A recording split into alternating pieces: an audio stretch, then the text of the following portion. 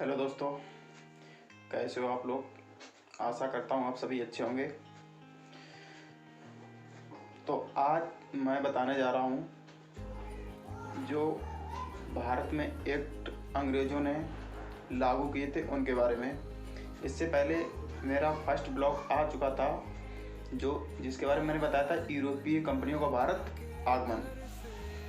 इसके बाद आज जो नेक्स्ट टॉपिक है वो जब ब्रिटिश ईस्ट इंडिया भारत में आ गई थी कंपनी, तो इसने समय समय पर कई एक्ट पारित किए जहाँ से हमारी परीक्षाओं में अक्सर क्वेश्चन पूछे जाते हैं। तो चलने या स्टार्ट करने से पहले इस चैनल पर जो भी नए हैं वो कृपया इस चैनल को लाइक, शेयर और सब्सक्राइब करना ना भूलें।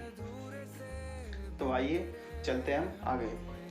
तो यूरोपीय कंपनियों के बारे में मैंने आपको बताया था कि भारत और यूरोप के मध्य पहले 3 मार्गों से व्यापार होता था, लेकिन बीच में ही ऐसी एक घटना हुई जिससे तुर्कों ने मंडी पर आक्रमण कर दिया और उसे अपने अधीन ले लिया। इसके बाद भारत और यूरोप के मध्य जो पहली बार व्यापारिक मार्ग की खोज की थी वो किसने की थी? Vasco D gamma. ये पिछले वीडियो में आपको सब बता चुका हूँ। तो उस समय ब्रिटिश ईस्ट इंडिया कंपनी की जो स्थापना हुई थी वो 31 दिसंबर 1600 ईस्वी में हुई थी, और जो महारानी थी ब्रिटेन की उन्होंने इसे 15 वर्ष के लिए लाइसेंस दिया था। इसके बाद ये ब्रिटिश ईस्ट इंडिया कंपनी जो है भारत में व्यापार करने की दृष्टि से आई थी, लेकिन बाद में अपना पूरा साम्राज्य स्थापित इसने कर दिया, और जो साम्राज्य स्थापित किया था उसको अपने अनुरूप चलाने के लिए इसने समय समय पर क्या किया? एक्ट पारित किए। तो ब्रिटिश ईस्ट इंडिया कंपनी के अगर क्वेश्चन पूछे तो इसकी स्थापना कब हुई? तो 31 दिसंबर 1600 ईस्वी में हुई। इसके समय में ब्रिटिश ईस्ट इंडिया कंपनी की जब स्थापना हुई थी उसमें भारत का मुगल सम्राट कौन था? तो अकबर था। इसके बाद ब्रिटिश ईस्ट इंडिया कंपनी में कुल कितने साझेदार थे? तो 217 साझेदार थे। अगर पूछा इसका पहला गवर्नर कौन था? तो थॉमस स्मिथ था। इसके बाद आगे हम चलते हैं। तो 1757 की प्लासी की लड़ाई हो गई। इसके बाद 1764 का बक्सर का युद्ध हो गया। इसके बाद क्या होता है कि 1757 की ईस्वी में जब लॉर्ड क्लाइव अंग्रेज़ों का सेनापति बनकर आया था, ये दूसरी बार 1765 में भारत आया। तो पहला क्वेश्चन बन जाता है कि लॉर्ड क्लाइव दूसरी बार भारत कब आया था? तो 1765 में आया था। और पूछा जाता है कि बंगाल का प्रथम गवर्नर कौन था? तो लॉर्ड क्लाइव ही था। इसके बाद लॉर्ड क्लाइव जब भारत में आया इसने आके द्वैत शासन लगा दिया। द्वैत शासन क्या था? जो भी कर या टैक्स की वसूली करते थे वो अंग्रेज लोग करते थे, और जो भी व्यवस्था होती थी यहाँ की वो हमारा सम्राट देखता था। तो इससे वहाँ पे क्या हुआ? सारी जितनी व्यवस्थाएं थी वो सब फेल हो गई, और यहाँ पे अकाल पड़ गया था आपका बंगाल में। तो द्वैत शासन उसको हटाना पड़ा। तो इसके बाद लॉर्ड क्लाइव को यहाँ से हटा दिया जाता, सम्राट इसको वापस बुला लेते हैं इंग्लैंड के। तो दूसरी बार जो 1772 में आए थे बंगाल का प्रथम गवर्नर जनरल के, वो कौन आए थे? Warren Hastings. तो यहीं से हमारे एक्ट जो हैं वो स्टार्ट हो जाते हैं। तो आइए अब बात करते हैं एक्ट के बारे में। तो आपका जो पहला एक्ट सबसे इम्पोर्टेंट एक्ट है कि 1773 का रेगुलेटिंग एक्ट। तो इसमें क्या क्या लागू किया गया था? तो सबसे पहला क्वेश्चन आपका ये आ जाएगा कि किस एक्ट के तहत बंगाल के गवर्नर को गवर्नर जनरल बनाया गया था? तो किसको बनाया गया था? वारेन हेस्टिंग को बनाया गया था। और किस एक्ट के तहत? 1773 के रेगुलेटिंग एक्ट के तहत। दूसरा क्वेश्चन, बंगाल में सर्वप्रथम सर्वोच्च न्यायालय की स्थापना की गई थी। कहाँ की गई थी? कलकत्ता में। और वो स्थापना की कब गई थी? 1774 में की गई थी। लेकिन एक्ट की बात करें तो कौन सा एक्ट आएगा आपका? 1773 का रेगुलेटिंग एक्ट आ जाएगा। इसके बाद इसमें एक मुख्य न्यायाधीश होता था और 3 अपर न्यायाधीश होते थे। तो इसका मुख्य न्यायाधीश का नाम पूछा गया अक्सर, तो उसका नाम क्या था? एलिजा इम्पे था। इसके बाद क्या थी? अगर ये सुप्रीम कोर्ट वहाँ पे बनाया गया था और आपको अगर प्रिवी कैंसिल आपको दायर करनी है तो आपको लंदन जाना पड़ता था। तो पूछा जाता है कि प्रिवी कैंसिल दायर करने के लिए कहाँ जाना पड़ता था? तो आपको लंदन जाना पड़ता था।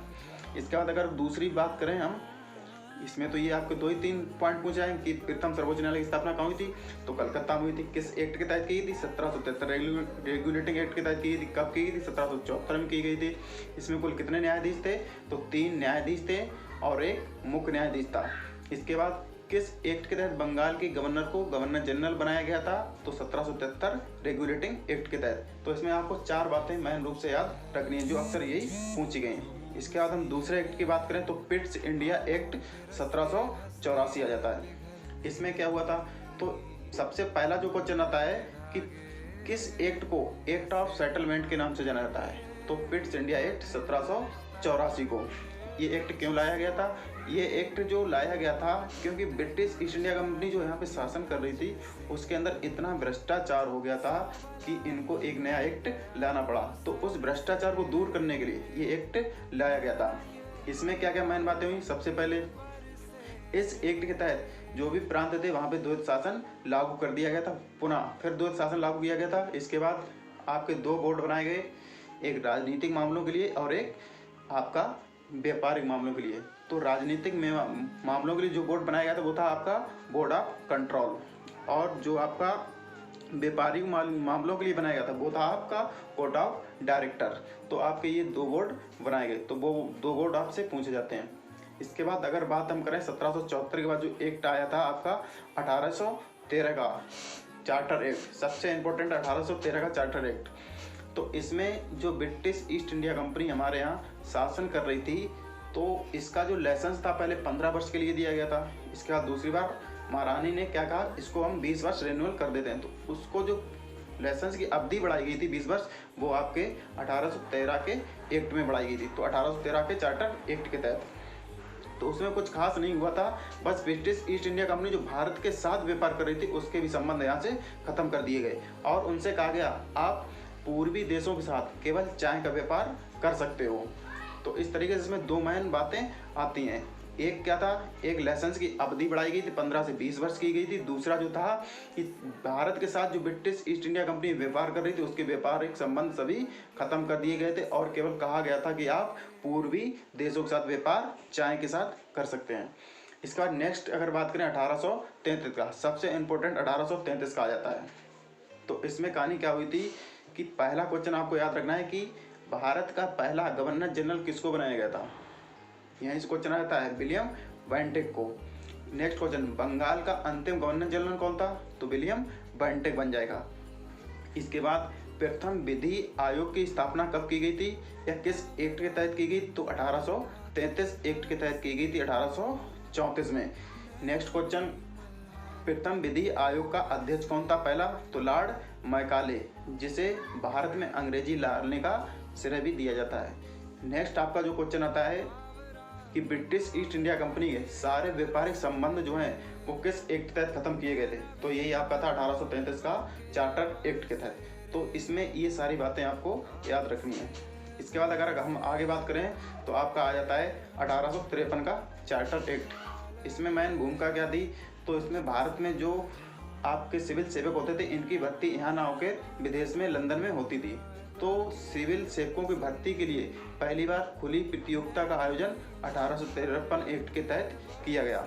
नेक्स्ट दूसरा पॉइंट जो आता है, भारत में विधान परिषदों की स्थापना कर दी गई थी प्रांतों में।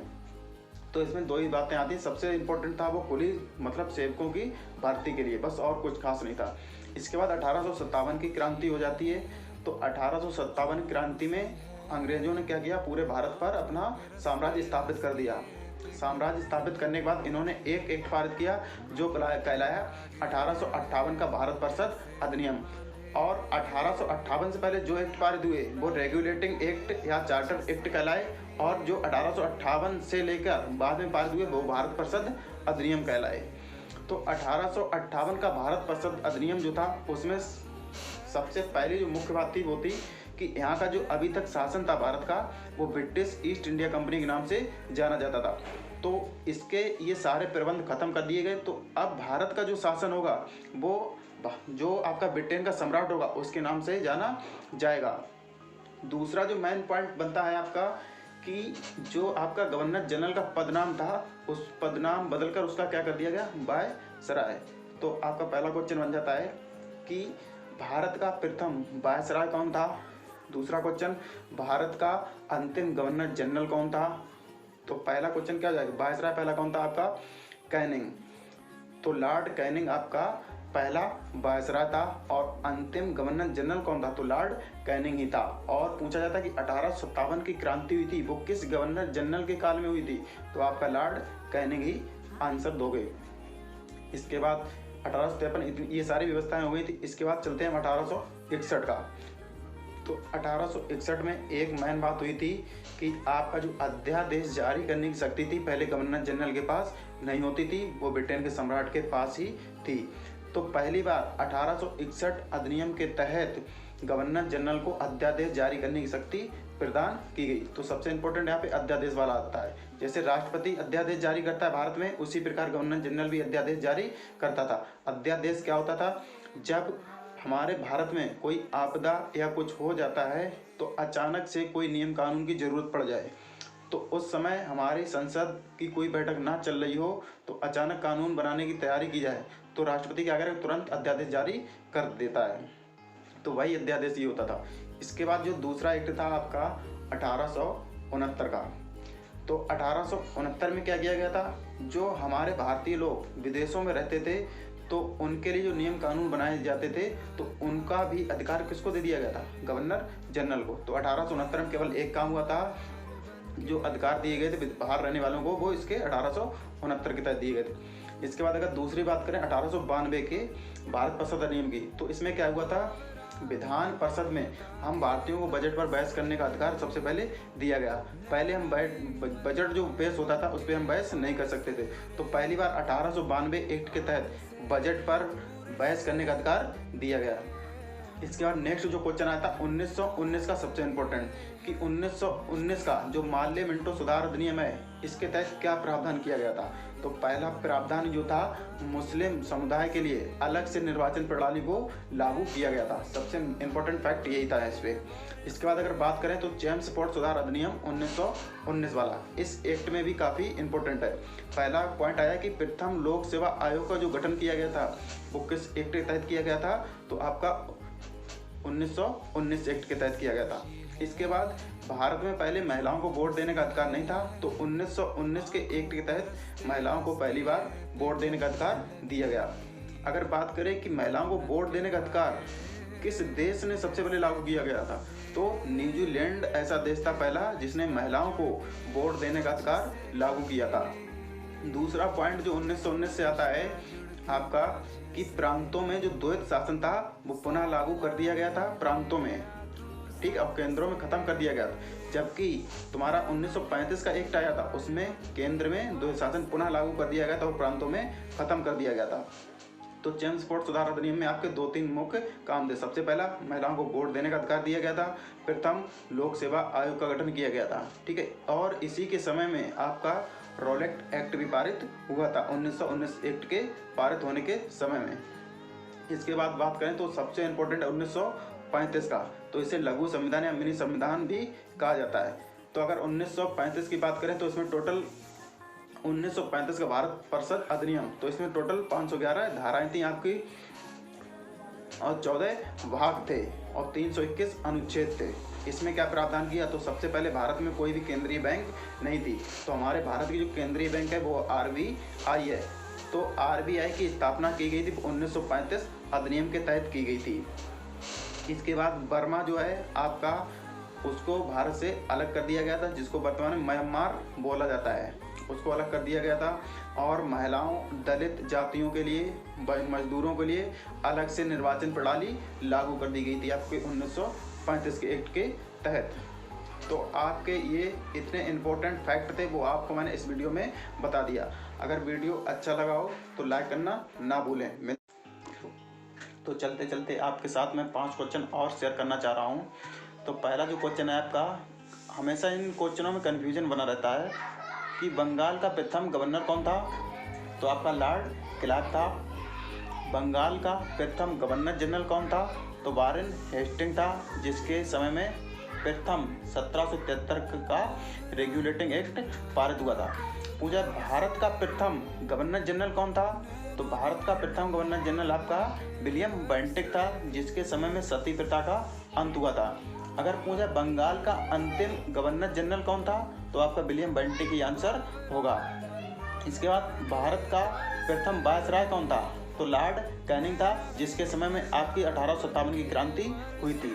इसके बाद अगर अगला क्वेश्चन की बात करें, भारत का अंतिम गवर्नर जनरल कौन था, तो आपका लॉर्ड कैनिंग ही था। इसके बाद स्वतंत्र भारत का प्रथम भारतीय वायसराय कौन था, तो सी राजगोपालाचारी थे। अगर भारतीय की बात करें तो अगर पूछे कि भारत का अंतिम वायसराय कौन था, तो लॉर्ड माउंटबेटन था। उसके बाद हमारा भारत आज़ाद हो गया था और किसी भी वायसराय की जरूरत नहीं थी। तो चलते चलते ये 5 क्वेश्चन जरूर याद कर लेना। तो मिलते हैं अगले वीडियो में, तब तक के लिए बाय।